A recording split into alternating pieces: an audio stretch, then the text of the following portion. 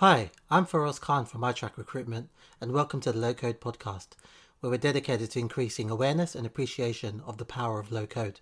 In this podcast, we'll hear from developers about their career journeys and how low code has enabled them to achieve new levels of success and innovation. So let's go.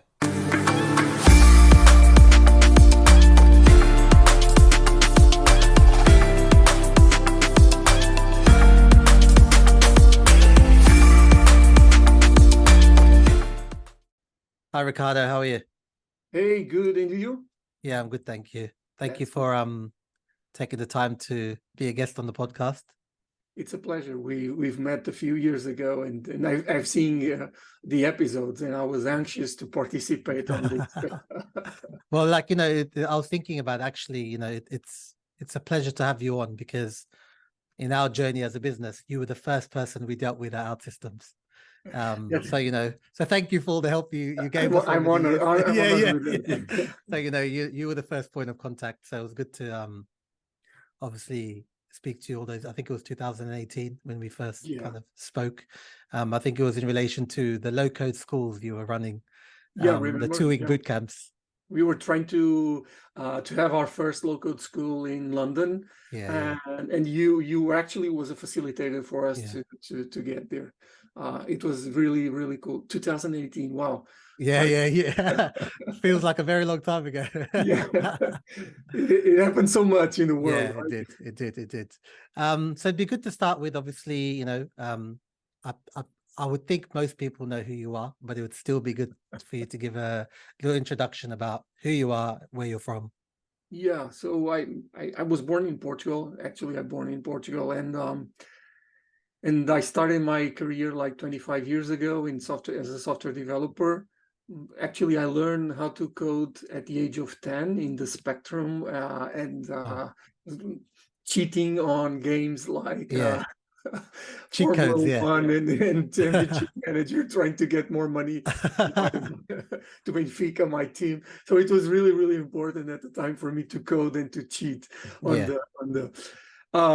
I went to college. First 10 years was as a software developer. It was from a different consultancy companies, always related with web development. It sounds weird that we're talking about the bug of the year 2000, but that was the thing at the time, Yeah. Yeah. and that was my go-to. I need to find a job in coding because this is happening, Yeah. and it's providing good jobs, well paid. 10 years down the line, I found I was invited to come to a friend's house and to meet her son that was just born, and her husband told me, you know what, you want to see my other child? And I was kind of like, what is that? And they said, well, this is OutSystems. It's a tool, it's a platform that we're developing, blah blah blah, accelerates time. That in the beginning it was sounding like, whoa, what does that mean? Yeah. And Yeah. but I was kind of like, I was really passionate about accelerating the development, and I realized that immediately that could be an opportunity. This was back in 2007, and back in 2008 I decided to join OutSystems. It was really fun. Very small company at the time. Yeah. I was the 68, 69, Wow. so it was really small. Yeah. And then, well, the journey at OutSystems was really cool and very fruitful from a career perspective. Still joined as a consultant, so I started in professional services, Yeah. developing apps for customers, for OutSystems customers. Then I was challenged to open up the remote development center in Proença Nova, so it's in the center of Portugal, middle of nowhere. I usually, the average age of the population is 69 years old. Oh, wow.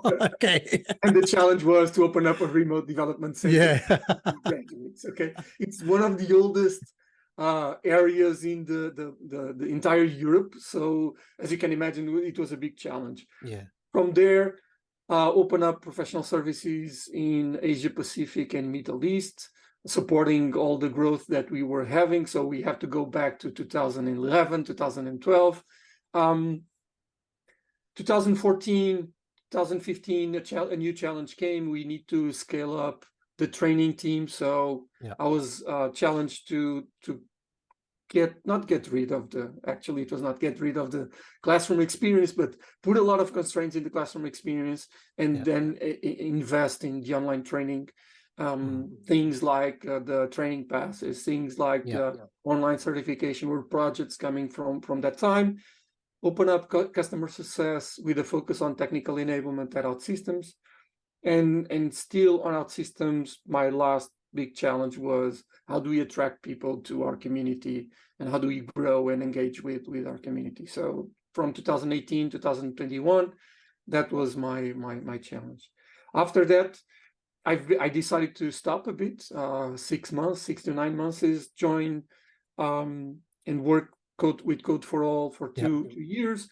And now I'm working as a consultant on helping organizations. On one side, I'm helping organizations to change, to redesign, to reinvent themselves, to properly serve their customers, and also doing as a mentor, acting as a mentor with a lot of community members from OutSystems there. Okay. And just going back, I read on your LinkedIn, obviously you had an ambition of being a football manager. Where did that come from? And well, I wanted to be a sports teacher, actually. So I was studying, and I was studying to become a sports teacher in this case, and I wanted to be a football manager or a handball manager. I wanted to drive. My goal was, I want to drive people. I want to coach them to reach the goals, you know. But I was bad at biology, and I was I was really bad at biology. So first year I didn't go to college because because of biology grades didn't allow me to access, you know. And as I said previously, the bug of the year 2000 was really becoming a thing at the time. So talking about in 93, 94, you know, it was still 7 years ahead of the turning point. But and I was kind of like, I like to play games. I know how to code, well, basic at least. Why don't you found a different job? And that's when I decided to change and take a course in computer science, and that was it. Okay, so there still might be some hope for you to manage Benfica one day. Who knows? Let's see. I'll still have to work a lot. It's not a dead dream, you know. It's not a dead dream. Yeah. And you know, obviously we kind of met when you were playing that kind of global community role at OutSystems. Can you kind of talk through kind of the importance of that kind of role with that kind of company? Well, the community, for OutSystems, the community is critical. And sometimes people don't realize how critical the community is for the business, well, being outside, because that's where the pulse and the heartbeat of developers are, you know. That's where we meet. And the product is a great product, but it doesn't work by himself, you know. It doesn't work alone. It requires hands and brains to drive and to develop those applications. So ensuring that we have a proper space for everybody to meet, everybody to learn, everybody to share, and be productive. That's where community actually lives. We had to go back to the history, and I can't remember exactly the year, but we had a free version of OutSystems at the time. It was called Community Edition. You know, so this was in the dark ages of OutSystems. We still was orange in the color. So it between 2005, 2009, something like that. That's where the Community Edition exists at the time. So. And this is precisely because the community is vital for the business as the company itself. Without having people to work on it, you can't empower organizations to change. You can't empower organizations to build, right? So community plays for me and for the other team members, definitely plays a critical role in business success, in OutSystems success. And when you kind of took the role on, what were some kind of big challenges you had to deal with, and how did you overcome them? So let's slice the elephant, because it's really a big thing. So critically, at the time, we were missing developers to join in attraction programs to join OutSystems. And that was one of, so we already had an online course. We already had the forum for a very long time. We had the ideas board. So let's go back to 2018, what we had at the moment. We had the ideas board, we had Forge, we had the forum, we had the online training. So everybody was already participating in the community, but we were missing things like, we're going to grow a lot. Like, we're going to have 1,000 new enterprise customers. That means that at least they will need up 2 or 3 development teams. How do we attract developers to with this? Like, so we were thinking about 3,000, 5,000 working developers that we requires for this. So the biggest challenge at the time was, how do we actually grow fast the community? So we had to really understand and designing the mind mapping the world where our developers, like based in India, based out of Port. Our community was a lot of out of Portugal. How do we grow Japan? What are the attraction programs that we did? And some of them, they came out on those times. You mentioned low code school. Yes. Early, we started with the education program. Let's start from, we started the education program, and it was like the majority of newbies are in colleges, universities, so we can attract junior developers more easily than attract the resistance of people developing for 15 and 20 years. So that was our focus: go to colleges, go to universities, roll out the education program, attract. And years later, today you have like 52,000 university students learning OutSystems every year. So that means something. And at the time, also partners were asking us, OutSystems partners were asking us, how do we attract developers from universities or students from university to learn OutSystems and to find a job? So it was really the perfect storm. There's the interest from a business side, and there's the interest from partners to create jobs. And how do we do this? A year later, something more or less, 2018, 2019, the thing was, okay, we now have juniors, we now bringing in juniors. How do we bring seniors, experienced developers too? And that's where low code school. And the thought was, it was an urban myth, like, we're not able to attract senior developers because they won't quit their jobs to learn OutSystems, to the bootcamp. So let's design a course that happens after working time, instead of a full week, because it's very intense. We can make it 2 or 3 weeks, and then we provide free of charge certification, and we do the match between companies and the existing. And that's where you appeared, and that's where in other regions of the world, actually other companies appear and say, wow, you guys are bringing like people with 15, 17, 20 years of working experience in coding. These are high valuable developers, and they will very easily and fast learn OutSystems. So that's where that was really, we did a pilot, we ran a pilot. So as I said, there are some urban myths from time to time that people tend to, no, you're not going to be able to do that, blah, blah, blah.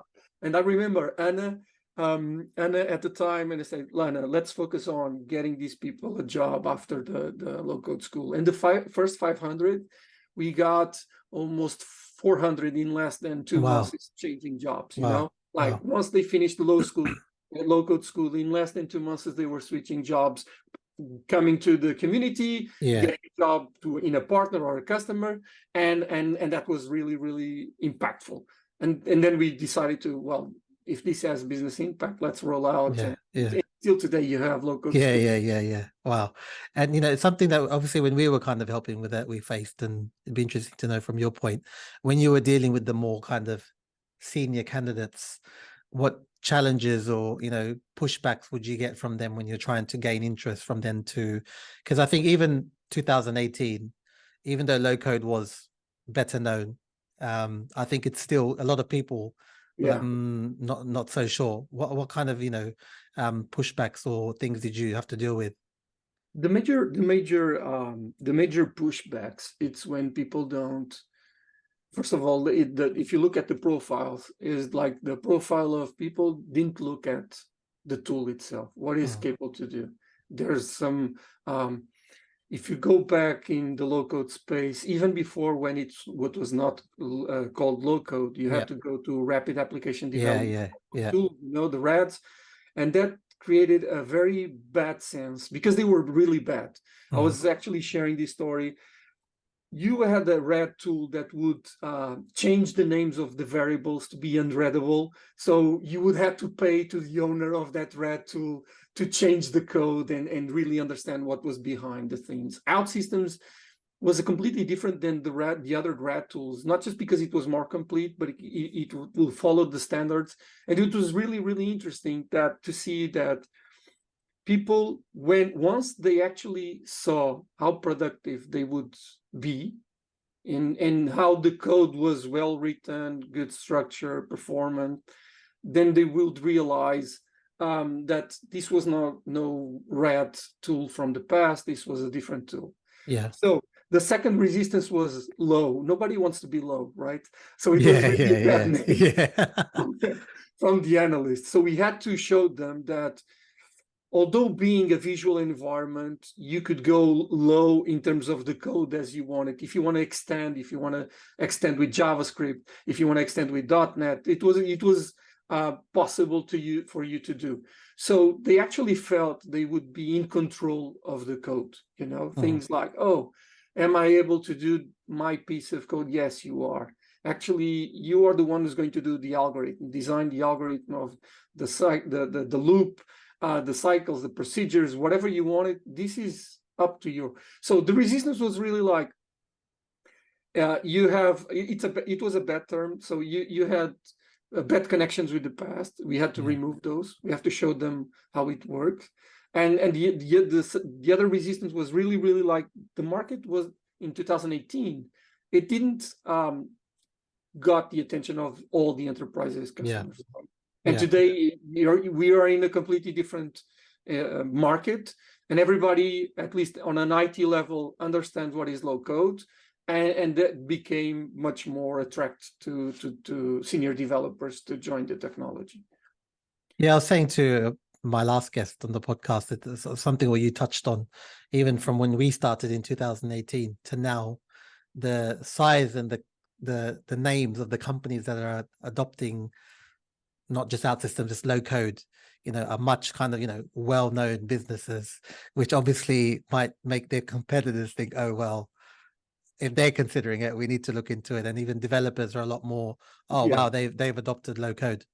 I usually say the developers don't trust others' black boxes, although they continue to build black boxes with procedures and functions and all these kind of things and objects that they actually relate to. But they are very frightened to use others' black boxes. That's one of the things. And what I've realized over these last years is that low coding is changing the way that they are thinking to become much more productive, and also the evolution of other tools in the traditional code, it helped us a lot, like the DevOps process, like the cloud process. It helped a lot to get the trust, like low code needed from the developers. Look, if I do this in AWS, why I'm not doing this in the pipelines management? Okay, why am I deploying? Why can't I trust deploying in this tool, but I can in a different one in traditional code? So that relation of trust with technical people, it helped a lot. I would say that it was not COVID. It was not because of COVID, but if you look back, it was 2020, 21, 22. IT is becoming more productive. My expectation or my understanding is that IT is becoming more productive because a lot of the tools also had to evolve. You know? And AI is going to provoke that, by the way. And going back to like the community, like my first kind of proper in-person event was a few months ago in Lisbon. I went to the one in Denver earlier in the year, but just seeing kind of the way the community was, and obviously you were part of it from well before that. You know, what were some things that you kind of put in place to make sure they're engaged and really kind of, you know, you look at how great the community is, and obviously you have to do certain things to make sure the community stays engaged and, you know, always willing to help. So let's go back a few. When I joined OutSystems, we only had one in-person event. It was called Next Step, and that was for business and developers at the same time. We were small, like we only had a room. my first Next Step, we only had a room. Employees were asked at the time, don't go to the room if it's full already. Wait outside, stay outside. And we had like 4 or 5 partners exhibition in the exhibition hall. It was still in the same place, you know, but in the smallest room you can see, the smallest areas that you can have. It was just a portion of what it is today, but it's good to see how it evolves. So I've mentioned before the attraction part of it, the engagement, and how do we evolve the events, how do we engage with the community. So the first big event for OutSystems, Next Step was growing year over year. Actually, it was a pressure point for OutSystems to release, OutSystems engineering team to release a new version. If we're going to have a big event, we have to launch a new version. Make some announcements, 5, 6, 7, you would see Next Step was always launching a new version. And then when the OutSystems engineering changed the way of deploying and became a continuous delivering, every rebuild you would get new features and so on. Mario Araújo, Vera, and I might be forgetting. I know I'm forgetting someone. Sorry, and I'm seeing her face at the moment. We realized that that they had to build a developers conference focused just for the developers and split between what are presentations for business. And the ODC was the first big event for OutSystems. It actually happened in 2019. If my memory doesn't trick me, and it was really a blast in terms of companies want to sponsoring, everybody want to be there, developers coming all over the world to be there. We had like 7 or 8 tracks on training besides the conference room, so it was really a big momentum. From there onwards, community team had to build the engagement part of it. So I mentioned the growth and the attraction. So how do we keep engaging with people? Events was definitely one of the things. So we started, Andrea started the OutSystems user groups. It was really important in different cities, because not all of us want to go to a big or can to go to a big event. So OutSystems user groups was one of those initiatives that brought in and created the engagement. And we also had 2 different, the online community, we actually reshift things a bit. We changed a bit how we were managing the forums, how we brought in product manager to the ideas board, making sure that they would get feedback from the product team. And Jen at the time, Vera, Andrea, Jen's also, US, right? She was US based. She drove the engagement part to launch the Champions program. So we already had the MVPs, but we launched the Champions program. This is really recognition, you know. It's really very important that you can actually recognize people, the efforts that they are doing in the community. I might say that there's a particularly part on the community that keeps engaged, which is getting job and career opportunities. And part of that comes from the continuous training and certification program that you put out there. It's sometimes you don't see it as a community. you see as a learning tool, a learning mechanism. It's like outside the community, but it's really a relevant part of the community, the success of the community, because people need to learn so they can actually evolve from a junior to senior, more proficient architect, tech lead, whatever is the job role that you want. You keep learning, and training and certification, it's really a key part of that.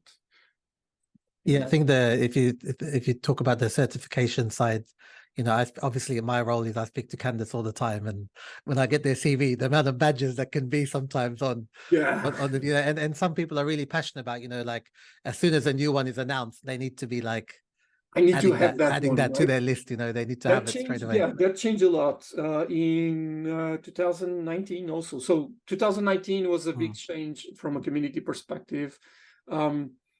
We were focusing on solving this issue, which is you can't solely have like 3 levels of certification when the product becomes so big.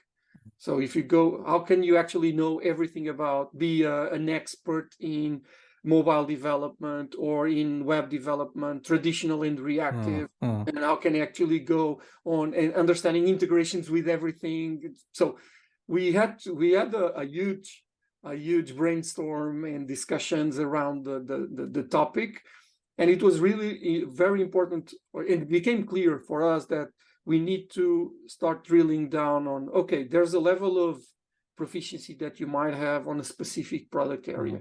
And that's one of the reasons why you have so many today, is that it really highlights what you know inside the product, okay? What you know best inside the product. And that was the focus when we redesigned the certifications. By the way, in the past, we also had certifications for engagement managers. Oh, okay.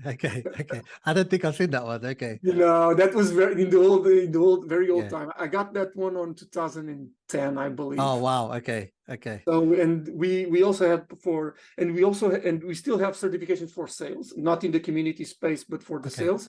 And that is something that came from the past also, because we had for sales at the time too. And all these kind of initiatives and things that were put in place, and obviously 2019, I think it was in Netherlands, the in-person event, and obviously a lot of kind of the next step attendance. The next step was in Netherlands, right? In Lisbon. The next step was okay. So how was kind of dealing with the pandemic, and obviously keeping obviously that's something that you probably didn't have in your roadmap to deal with. How was that kind of process for you guys? So the process was it was amazing, and I'm saying I recognize nowadays with Gonzalo and Andrea on a Sunday evening, I believe, we start getting WhatsApp messages saying, is anybody, or Saturday night or Sunday night, I can't remember really well, but it was getting messages, and who's available to start an immediate program, social impact program that we can help people and companies through apps like let's get ideas, we provide free licenses. So it was really like we got the sponsorship from Paulo saying definitely go. So it was really impactful, and it was the first, I would call it the first really impactful from a community perspective projects that came out of there. Simple apps on how do who's available to deliver food to older people, things like that came out of that program. Were really, that's how we changed. So we changed in a very, very fast way, in a very fast way in terms of we changed we were very fast on bringing up the team to build the program, to roll out, to support, with all the online. There's a lot of things associated with COVID that OutSystems is already prepared, because we had distributed teams. So for us, having people in different offices or different houses, that wouldn't necessarily would be an issue, was an issue for us. Working with different technologies, different tools, even Zoom we were using at the time. So we kind of, from a process perspective, we were already prepared, and that helped us to accelerate a lot of the initiatives that the community had. Like, let's bring in online groups. Let's, those type of changes were critical. And by the way, what we were struggling, it was, I would say later on, which was how do we change now from an online to an in-person event? How do we justify the investment on this, you know? Unfortunately, this year we had a great event in Lisbon. I just saw on LinkedIn last week in India. Yes, I saw that on the weekend. Yeah, so it's this. I believe the struggle was much more from coming back to in-person events and being like, are we going to have people in user groups or not? I think like me, obviously everyone's been Zoom and Teams, and my first in-person event was Denver, the conference for OutSystems. And I remember I didn't know who I would know there, how many people I would know there. But straight away, within the first 3 hours, I just thought, oh, nothing beats in person. Like video is great, but in person, it's just, like even when we met in Lisbon, we've been speaking over the number of years. It's just a different kind of conversation you can have, and you were lucky enough to win a bottle of champagne as well. And I celebrate with my family. Oh, amazing! Well, didn't you went to a tech conference? Yes. Why are you coming back with a bottle of champagne? Yeah.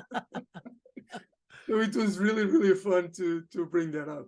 But it is definitely in-person events. They have different impact in people's life. But at the same time, from a community perspective, and regardless the community we were talking about, there will be people that community members that want to have a more online presence than having an in-person presence. And you also see that, for example, there's a lot of people helping in the community forum that don't go to groups or to the in-person groups, for example. So, and that's fine. And you have to, as a community manager, you have to manage that. You have to really understand what people like, what don't like, what tribes do you have, you know? It's important to cover all the bases, isn't it? To make sure you've got something tailored to every kind of person, really. And you can recognize their effort. So you can actually recognize the support that community members give to others while joining in the community, and recognize people that go to a conference outside the OutSystems spectrum, but go to and speaks about low code. And that also helped a lot on opening up the horizons of low code, is people going to traditional coding events. You're talking about performance. Here's performance. Boom. Yeah.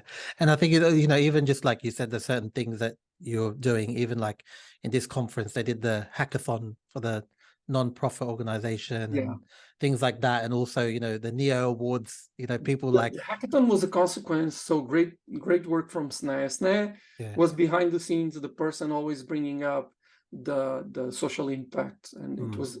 And she was bringing in always like, can we run a hackathon on this? So after the COVID, we decided, let's go to hackathon. 3 major apps built on each. They won the first prize in the first year. Glad that they brought up the hackathon again, because it's really building for the future. We're supporting communities, local communities, with the technology and the knowledge from partners to develop applications, and that is really, really impactful. Also, still in this area, we kind of like, we brought in people, different organizations to help minorities to learn how to code. So it was not just again, the education piece plays a role here. People have to learn, people have to use the product in order to change the world through technology. So it's been very impactful to see Sneh driving these programs with a lot of social impact. No, it's definitely really good to see.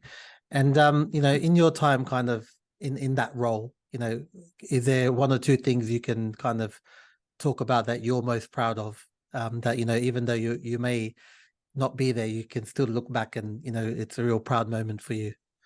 So a lot of these initiatives I've been spoke about, they were creating with in the brainstorm with and I'm proud of I'm definitely proud of the education program, definitely proud of the low code schools, and look how big the company is today, right? How big Yeah. company the market is. But there are one or two stories that brings me some emotion and heartbeat, which is creating jobs. A lot of these programs that we're talking about is like we are impacting people's life through jobs creation, you know. Yeah.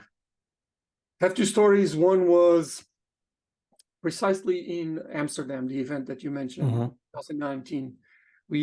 I was with Gonzalo, we were speaking with a customer, and suddenly a partner appears and she comes and said, look, I want to thank you because you roll out education program that allow us to certify people, and we are now working for an Australian customer. Wow. And the thing is, they come from a very poor village in Armenia, and we were kind of like, oh gosh, Yeah. how do you create something that has direct impact on the other side of the world, you know? And you didn't create it with that specific goal. You created to attract people. And that was the first moment that I actually realized that what we're doing here, and I was already creating a lot of jobs in Portugal, but that's fine. That's my local village. Yeah. You create it here, that's cool, that's fine. But suddenly you realize that the job that you're doing is creating impact on the other side. So a very poor village, they would have to travel like 4 or 5 miles on foot to go to school. They learn how to code, they found a job, they start working remotely to Australia. So it was really like, that's amazing. and similar story, Hamal from India, from the DigiFact company. We met a few years ago, like yourself. Yeah. Hey, you know what, Ricardo, I would like to set up a small team here.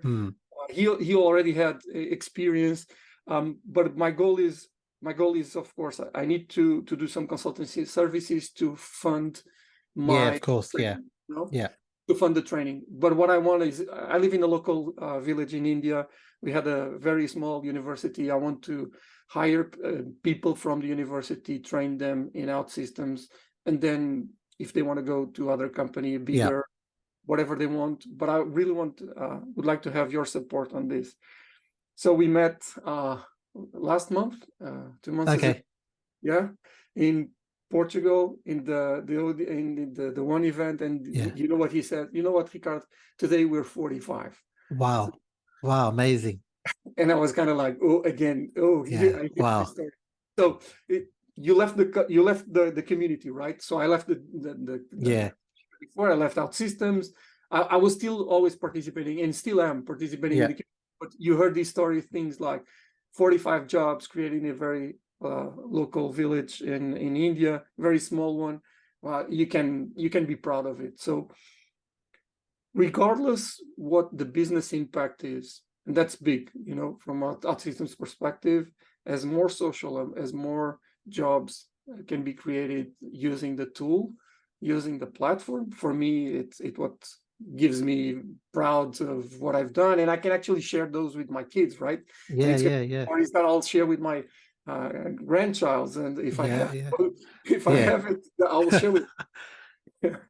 My daughter was telling, you know what, father, sorry, so I was turned to Portuguese immediately. You know what, that you're putting us so high barrier to overachieve what you're doing. This is my life. It's not. Of course. I'm just sharing the stories that sometimes what you do, it actually has impact. The butterfly effect on the other side of the world. And that is very, very relevant. You just need to be aware of what you're doing and how can you expand that. Others. What you said is something like, you know, in our line of work, we come across a lot, you know, dealing with these candidates. And, you know, I've had instances where I spoke to a guy in Brazil who obviously he wanted to somehow earn salary from a better country, better currency. We found him something in the US, you know, and then I think it was a year later, he sent me a picture of himself with house keys saying, thanks to you, like, I've got my dream house. So like things like that, it really, I can imagine the feeling you're getting, like, wow, you know, like without even that intention, you've impacted someone's life in a real positive way. Then, of course, when you realize that, when I realized the first time, your brain shift. Okay, my brain shifted. It's like, how can I do more things that actually impact business and impact people's life? And on that summer, I read a book. I was actually looking at if I would have it here. I don't. It was called Providing Jobs.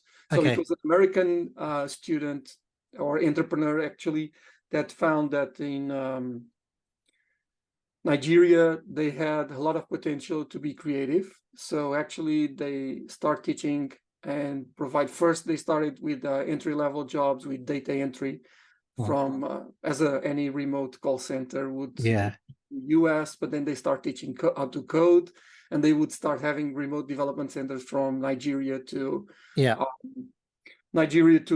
US. And it was like providing job. It's not going to be the Change Life book. Like providing jobs. It was really like a click for me, associated with the trip, with the event in Amsterdam. It was like, what can I do more? What can I do more to impact people's life through creating jobs now?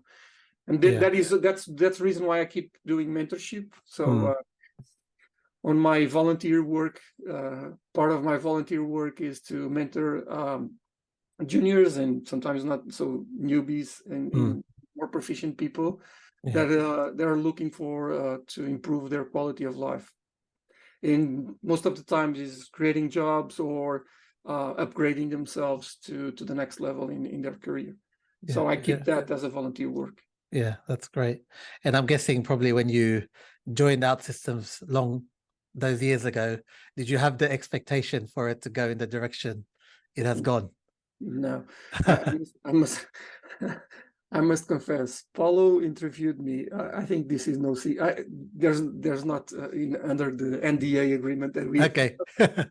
Paulo, when he interviewed me, he looked at me. He said, "I don't know if you're ready to be part of a team that wants to be the best in the world." And I was kind of like, at the time, it showed me like, who is this guy? You know, I came from a 2,000 employees company and being in interview to a 50 employees company. Who is this guy? Is this guy crazy to you? Really, really, he was hard, but he was really being honest. I don't know if you're ready to this. And I was kind of like, and I answered him back saying, well, I honestly don't know what that means, but I'm willing to join and change because I like the product that you guys are building it, and I think it will have an impact on my life in the upcoming years. But never imagining that would change radically the way that I was not just working, but the impact, the global impact. You know, you grew from a community. The community at the time had what, 1,000 developers, if that much. And then today, OutSystems announces 600,000 globally, 20,000 people working on a daily basis, deploying to production infrastructure. So it's really, really, it's enormous. I would say that at the time, most probably only Paulo and Carlos would think that this would be possible. And the other ones were crazy enough to follow them and build this tremendous journey. That's amazing. That is really amazing. And you know, for other people who might be looking to follow a career in community, is there any advice you could hand down? Well, from a community manager perspective, and even from a, I would say, business perspective. Okay, let's forget, or let's pretend that community managers aren't necessarily related with business, but they are. They need to. Otherwise, the company will not invest in community activities. So, first of all, I think we need to spend as much time as we can with community members. We really need to advocate them inside the company. You know, these are the challenges that they have using our product. These are the challenges that they are facing with their employers. So if you look at the talent playbook, for example, that OutSystems released a few years ago, so it was really like, how do we teach companies to hire what are the skills that they need to evaluate. So it was not just about, so in order to, when they were interviewing OutSystems, an experienced OutSystems developer, they would know how to speak with them. You know, so it was really like, you need to advocate for your community members within your company and within their employers. This is critical. You have to read and to listen their feedback, because it's honest, right? If someone is providing you honest feedback, it means that they care. They care about the product. Well, if they care, you have to care about what they're saying and what they're telling in bringing that. And a lot of community managers tend to forget that, tend to don't listen, don't speak, don't go. So this back and forth between talking with community members and bringing up, it's vital for that. The second part, or the second piece, is really distilling the feedback and understanding how does this map with company goals, with business goals. What can we do? What can we drive? How can we impact business goals, leveraging the feedback and leveraging the community, of course. So that would be the second challenge for, as a community member, that you have to do. And it's good when things are progressing, things are growing, and of course there are some tension times where things don't go as fast as you would like to, you know, or not impactful as you would like to, or sometimes you have to find a balance between, for example, the social impact is one of them. So you want to create social impact, that's fine, but you have a budget that you have to right? And how do you manage the needs? So you have to be creative, and that's the third, I would say, the third part of a customer, of a community manager, which is being creative. You have to find different ways on sponsoring your your ideas, or sponsor, because sometimes the company will not sponsor your ideas. Of course, Or it also happens sometimes that you are ahead of the company's needs, you know. So you've seen that this is what we need, but we can't sponsor that at the moment because we don't have money. It requires for us to get more. It requires us for us to get more, 1,000 new customers to get to that level, so we can have money to invest on that specific part. So those three are really like listen, care, and care with mapping with business, and the last one is creativity, because you're going to need a lot. You're going to need it. Great advice. And you touched on, obviously, a bit of what you're doing at the moment with the kind of volunteering side, but it'd be good to, you're kind of doing your own thing now. So it'd be good for you to kind of tell us what you're doing, what your plans are going forward, just so everybody knows what you're up to. And thanks for asking. It allows me to make some noise about. Exactly. So with all the experience I have, and from the development, first developing, transition the analogic to digital, right? With the experience I have on tech, and the experience, of course, I got from 13 years at OutSystems, creating, as I mentioned earlier, creating different units. So I had a lot of business context and business knowledge that allows me today to help other companies to redesign, to rethink themselves. Things like redesigning customer success, or designing, in some cases, designing the customer success procedures, tools, people, to build up what is the customer experience that you want to have from your company to others. That's one of the things I do.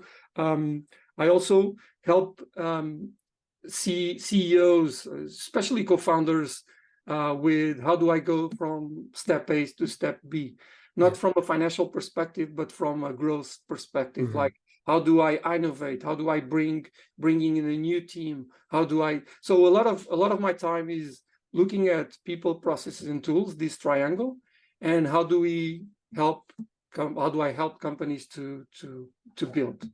Concrete example, I was helping to build a community for a Romanian company, because they had a fewer procedures, but they didn't have the proper tooling for that. So I was actually helping them to select the proper tool for the community to set up, and then to bring it to life, having the proper community manager, the online community manager that will help that community. So these are examples of things I can actually do, and I'm doing with companies. Really, always related with customer support, customer success. I've done with marketing, but it's honestly not the one that I love most. Yeah, okay. But and also with community. Amazing. Well, I appreciate you taking the time to speak to me. I wish you all the best in your future endeavors. I'm sure you'll be around and we'll run into each other again for sure. Yeah, definitely. It was a pleasure to be here. Honestly, I've been following the episodes. I was really anxious to participate on this one, because it's a project that it was a seed, right? When we first spoke, we never knew that this would work or not. No. As I mentioned, we were trying to have our first low-code school in London. We had like 3 or 4 students. We didn't have any company at the time to matchmaking with them. And you appear and say, you know what, I think I can get more 2 or 3 to your class.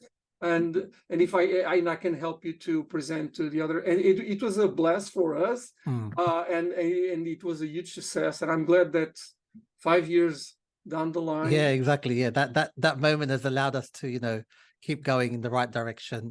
Like we were a sponsor at the event, which we really enjoyed doing, and something we want to do, especially because since we started, we kind of hadn't really met much developers in person. And then all of a sudden we're in a room with people we've been talking to for the last 4 or 5 years. So our booth was very busy, very busy. So I can imagine. So it was very, it was very just, just the feeling you get is okay, even when we decided to focus on OutSystems, it was 6 months into our journey of setting up. And we thought, okay, this could be a massive risk, but let's just do it and see what happens. If it doesn't work out, it doesn't work out. But it seems it worked out. It did. So thank you for your help along the way. Welcome. And we'll keep in touch, and I look forward to maybe speaking again in the future. Okay, let's see about that. Okay. Thanks, Have Ricardo. fun and stay strong. Bye-bye. Thank you. You too.